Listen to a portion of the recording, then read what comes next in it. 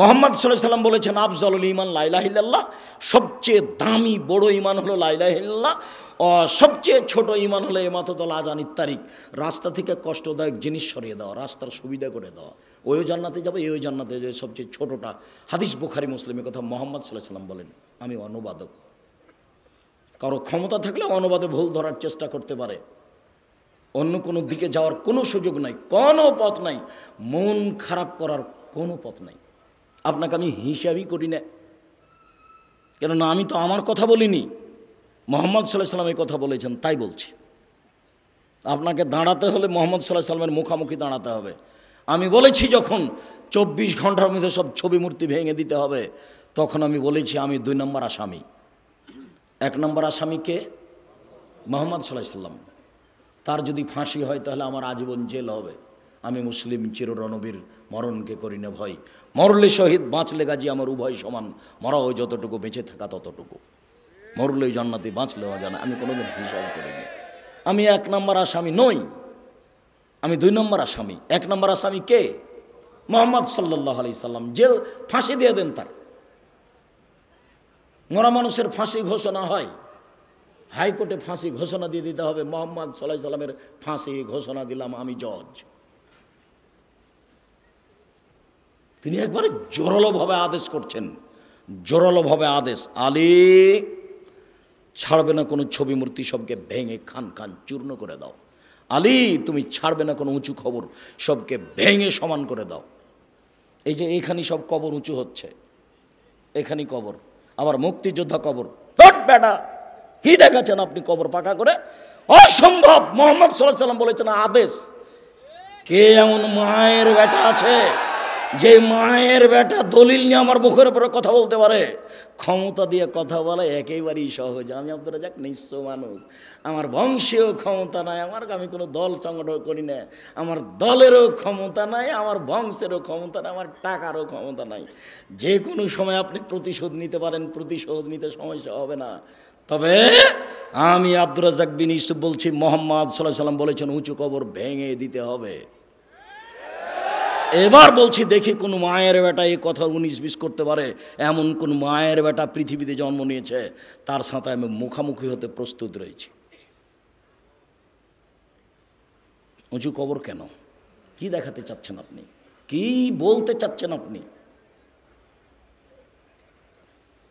সম্মানিত দিনী ভাই বোন, আপনার কথার কারণে আমি কথাগুলি বলে ফেললাম, যদিচ আমি জোরে কথা বলতে চাচ্ছি না। আপনাকে আমি অনেক ভালোবাসি। আমি আপনার কাছে যেটা চেয়েছি সেটা হচ্ছে এই, আপনি জামিয়া সালাফিয়ার জন্য দোয়া করবেন। আমার মনে বড় স্বাদ, এদেশের মাটিতে আমি উন্নত মানের প্রতিষ্ঠান গড়বই গড়ব ইনশাআল্লাহ। জামিয়া সালাফিয়ার ডাঙ্গিপাড়া পবারাজশাহী প্রায় 20 বিঘা জমির ওপরে, এত বড় এরিয়া নেই এদেশে কোনো প্রতিষ্ঠান নাই, এ দেশে নাই। জামিয়া সালাফিয়ার ডাঙ্গিপাড়া পবারাজশাহীর মসজিদটার জমি হচ্ছে 90%। 3000 মুসল্লি একসাথে সালাত আদায় করতে পারবে। একতলা কমপ্লিট হয়ে গেছে, প্রায় কমপ্লিটই 2 তলার কাজ আরম্ভ হয়েছে। এখানেও আরম্ভ করতাম 3 বছর আগে, জমি ঠিক হয় না, মানে জমি ঠিক করতে পারি না আজ পর্যন্ত। একজন রাজি হলে আরেকজন হয় না, আরেকজন রাজি হলে আরেকজন হয় না। হাটাববির হাটাবল্লোককে বলেছি আগামীকাল যদি জমি ঠিক হয়ে যায়, পরের দিন আমি কাজ আরম্ভ করবো ইনশাআল্লাহ। আজকে যারা আছে হাটাববির হাটাবল্লোক বলুক যে আসেন, কোথা থেকে জমি নেবেন নেন, যদি কালকে ঠিক করতে পারে পরের দিন আমি কাজ শুরু করবো ইনশাআল্লাহ। আমি প্রস্তুত আছি। কাজ কিভাবে হবে আমি জানি না। 2013 সালের 24শে আগস্ট মঙ্গলবার 11টার সময় হাটাববির হাটাবো ওই জামিয়া সালাফিয়ার ওই কাঁঠাল গাছের নিচে আমি বলেছি আমার হাতে টাকা নাই, এ কথা সত্য, এখানে প্রতিষ্ঠান গড়বে, এ কথা সত্য, ইনশাল্লাহ গড়বেই গড়বে। 65 বছর থেকে ওই সব জমি পড়ে আছে, 65 বছর থেকে। ওই জমিটা সমতল করতে, মোটামুটি সমতল করতে এখনও পারিনি। প্রায় 15 থেকে 16 লক্ষ টাকা খরচ আছে জামিয়া সালাফিয়ার, এখনও সমতল হয়নি। মোটামুটি যা হয়েছে তা একবার দেখে আসিয়েন।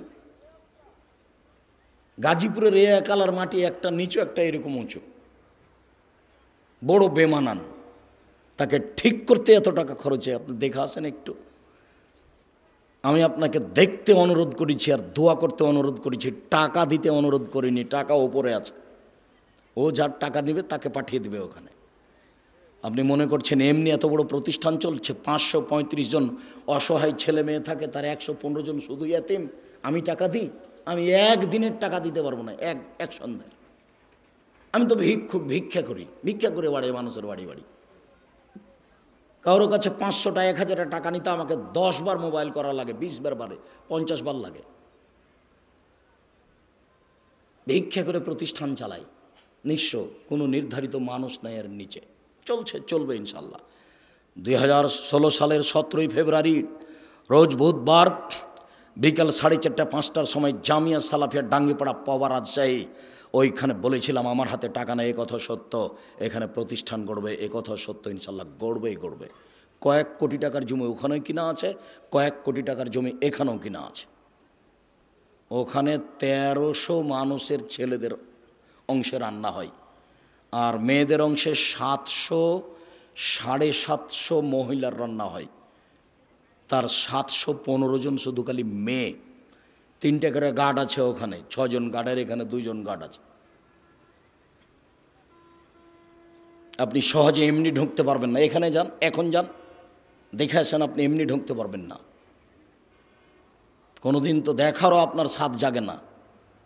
কথাটা বলেই রাখি, এদেশের শীর্ষস্থানীয় আলেম ওলামা বক্তব্য দিবেন এই মার্চের 5-6, বৃহস্পতিবার শুক্রবার, সামনের বৃহস্পতিবার শুক্রবারের পরের বৃহস্পতিবার শুক্রবার। আপনি মুরব্বী মানুষ, আপনাকে আমি অনুরোধ জানাচ্ছি, আপনি ওখানে যাবেন। দেশের শীর্ষস্থানীয় বড় বড় আলেম ওলামা কথা বলবেন। আকরামুজ্জামান বিন আব্দুস সালাম তার মধ্যে একজন। আমি এখানে যেটা বারবার বলতে চাচ্ছি সেটা, আমি আপনার দোয়ার ভিখারি। খালি আপনি বলবেন, আল্লাহ, আব্দুর রাজ্জাক সাহেব যে কাজ করছে এটা তুমি কবুল করো। আমি সেদিনও বলেছিলাম, খালি উপরের কবুলিয়ত, ওপরে কবুল হয়ে গেলে এগুলো সহজ। আর আমি আমার ব্যাপারে যেটা বলি, যে আমি আপনাদের টাকা পয়সা ক্ষতি করি না, আমি নিজে খাই না।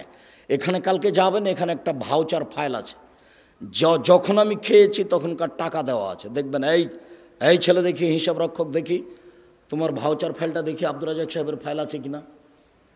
এখানে বোর্ডিং সুপার আছে, হিসাব রক্ষক আছে, ওখানে 2-3 জন হিসাব রক্ষক আছে, বোর্ডিং সুপার আছে, 156 জন শিক্ষক শিক্ষিকা কর্মচারী, 156 জন।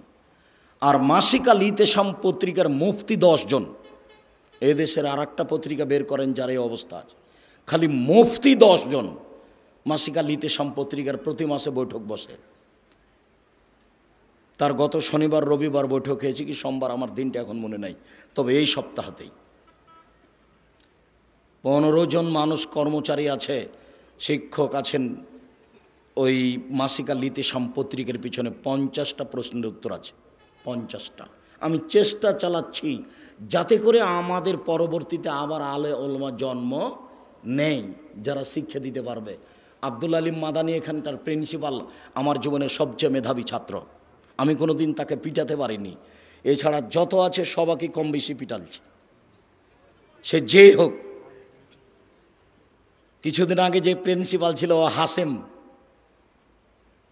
আর এখন আপনার এই দারুস সুন্নাহ মিরপুর ঢাকা আব্দুল নূর মাদানী, ওকে কবে পিটালছি। তবে এরা মেধাবী সব। মুশফিক, যে এখন মুশফিকুর রহমান নাজিরা বাজারের শিক্ষক, প্রায় যারাকে পড়িয়েছি তারা এখন একটা মাঠে কাজ করছে। ইমামউদ্দিন বিন আব্দুল বাসির অনেক দিনের ছাত্র, মুজাফফর অনেক দিনের ছাত্র। তবে এদের মধ্যে সবচেয়ে মেধাবী এখন যে প্রিন্সিপাল আব্দুল আলিম মাদানী। আমার সামনে কোনো দিন ভুল পড়েছে তা আমার জানা নাই। আর পড়াতে একটু 19-20 হলে আমি কোনো দিন ছাড় দিইনি, একবারে পিটাতে ক্লাসে ঘাল করে দিয়েছি। 19-20 একটা শব্দের 19-20 চলবে না, যেইভাবে শব্দ আছে ওইভাবে পড়ে দিতে হবে। এই গতিতেই আছি, খালি একটু দোয়া করবেন। দোয়ার ভিখারি মহান আল্লাহ বলেন, ওমাই ইয়াতাওয়াক্কাল আলাল্লাহ, যে ব্যক্তি আল্লাহর উপরে ভরসা করবে আল্লাহ তার জন্য যথেষ্ট। শুআয়ব আলাইহিস সালাম বলেন, ওমা তৌফিকি ইল্লা বিল্লাহ, আল্লাহ ছাড়া আমার কোনো শক্তি নাই, আলাইহি তাওয়াক্কালতু ওয়া ইলাইহি উনীব, আমি আল্লাহর উপরেই ভরসা রাখি, তার নিকটেই ফিরে যাব।